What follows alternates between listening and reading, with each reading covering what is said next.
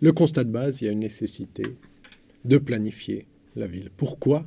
Parce que de manière spontanée, comme certains disent, mais toute seule, la ville ne se développe pas de manière rationnelle.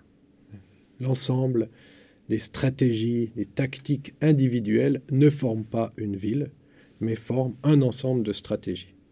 Donc si l'on veut intégrer les populations, intégrer les activités, les services, les infrastructures au sein d'un même espace, on est obligé, à un moment donné, de planifier pour que tout cela se fasse en bonne intelligence.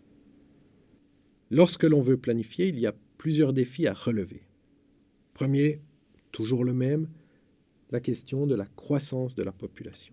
Il faut mettre dans un espace donné, qui peut grandir en cours de route, mais une population toujours plus grande, ou alors, dans certains cas, on l'a vu à Détroit aux États-Unis, une population qui diminue et la gestion doit se faire de manière tout aussi efficace puisqu'il faut gérer une décroissance alors que là, on est dans les questions de gestion plutôt d'une croissance de population. Ensuite, il est important de protéger les ressources, que ce soit des ressources en eau, que ce soit des ressources sociales, mais la ville inclusive devrait permettre de protéger ces ressources. Les services, il faut non seulement les développer, mais les planifier sur un territoire. Les infrastructures de base, tout comme les services, on est obligé de prévoir une planification à court, moyen et long terme. Quelle zone, quelle partie de la ville va-t-on prioritairement desservir, soit en service, soit en infrastructure? La question du logement demeure fondamentale. Où va-t-on mettre l'ensemble des habitants des villes? Les activités, les emplois, puisqu'on l'a vu, les migrants viennent prioritairement depuis les campagnes parce qu'il y a notamment un espoir de trouver une activité, mais une facilité plus grande de trouver un emploi ou des activités que l'on trouverait dans la campagne.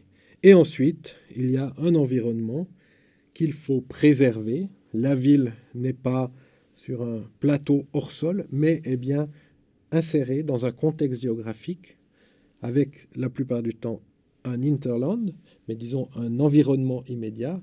Et un des grands défis de la planification aujourd'hui est de gérer la question de la frange urbaine, donc de ce rapport qu'entretient la ville à son environnement immédiat. La définition, ou les définitions de la planification, ça se définit comme un outil permettant d'atteindre un développement durable. Donc pour cela, on formule une vision du territoire à moyen et long terme. On n'est jamais dans le court terme, en cherchant à rationaliser les moyens pour atteindre les buts. On peut comme ça articuler les besoins en infrastructure et en services avec l'accroissement de la population ou encore la demande en extension urbaine avec la protection de l'environnement. Donc c'est dans un périmètre donné qu'on va travailler. La planification propose un cadre de coordination de l'action publique et, dans une moindre mesure privée, pour le développement économique et social.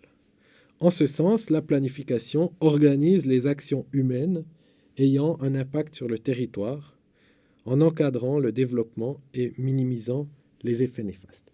Voilà la définition de base, un peu longue certes, mais de la planification urbaine. Donc la planification sert à donner une vision ou un idéal, en tout cas un ensemble d'objectifs pour le futur. Donc on s'inscrit dans une vision d'avenir. Cette vision, en principe, doit être partagée par la communauté.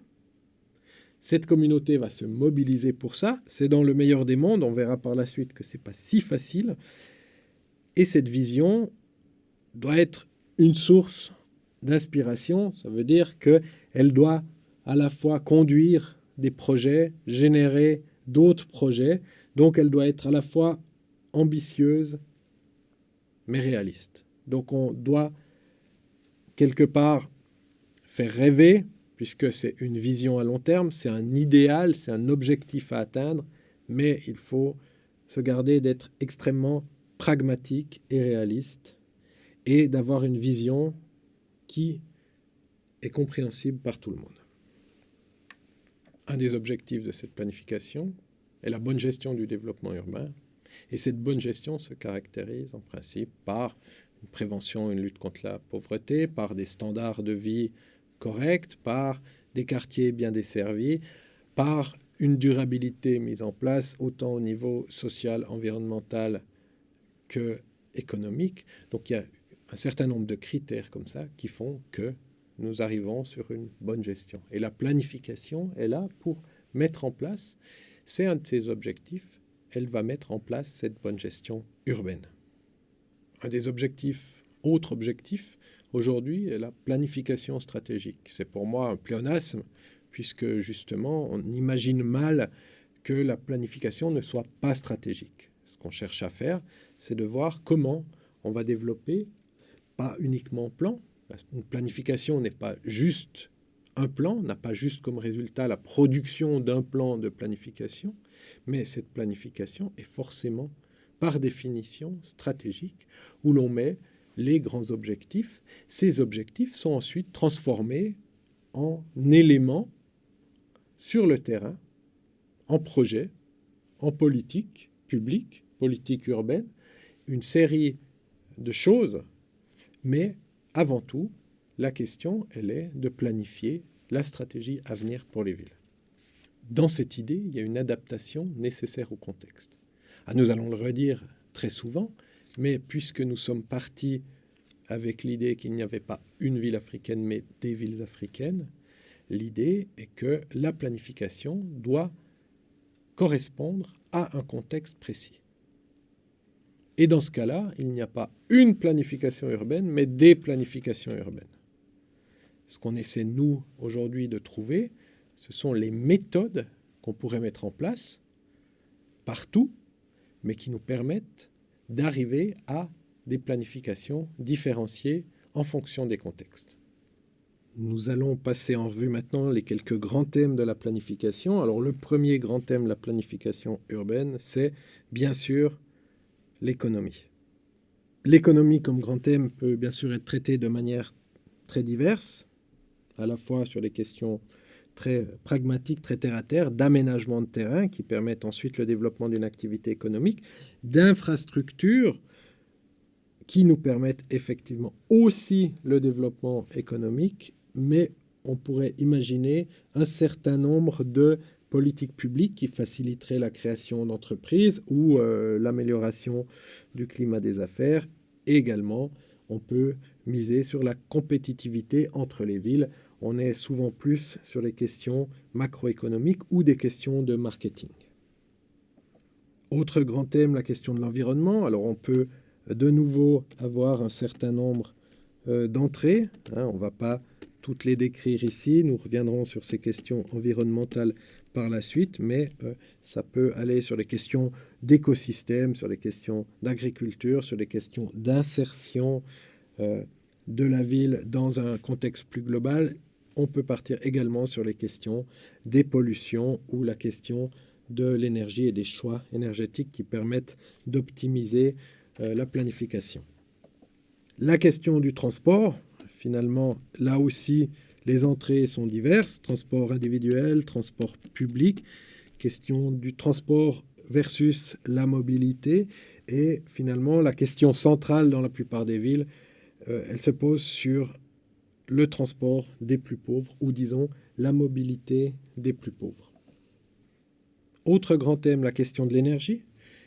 À nouveau, de multiples entrées, nous ne détaillons pas tout ici, mais on pourrait faire des bilans énergétiques et la ville durable serait finalement la ville qui consommerait le moins d'énergie. Voilà, il faut réfléchir aussi à l'allocation de cette énergie. Elle est en principe pas uniformément répartie sur le territoire. Enfin, le thème des finances. Alors, on arrive sur des choses peut-être un petit peu plus techniques, mais qui a son importance, comme les autres thématiques. Donc, l'idée là derrière, nous ferons une semaine entière sur la question des finances, mais la finance, c'est les ressources, comment est-ce qu'on arrive à optimiser les ressources financières que l'on peut tirer des plans ou de l'aménagement. Alors, c'est à la fois sur les taxes ou les aménagements fonciers, mais on peut imaginer les questions de fiscalité aussi bien que les questions de montage de projets et finalement les partenariats publics-privés. Donc le champ de la finance et économie se rejoignent là aussi, mais le champ de la finance est extrêmement large. Et enfin, la question de la gouvernance, bien sûr, puisqu'elle est la plupart du temps au centre des débats, et puis qu'il faut, pour faire de la planification, qu'on soit sûr de comprendre le jeu des acteurs, puisque de manière individuelle et non intégrée, on ne peut pas faire de planification, donc il faut comprendre comment jouent les acteurs entre eux, et quelles sont les prises de décision, où elles se situent, et le qui fait quoi. Donc c'est le schéma de qui gouverne quoi. Voilà, c'est la fin de cette première partie. Je vous donne rendez-vous dans la vidéo suivante.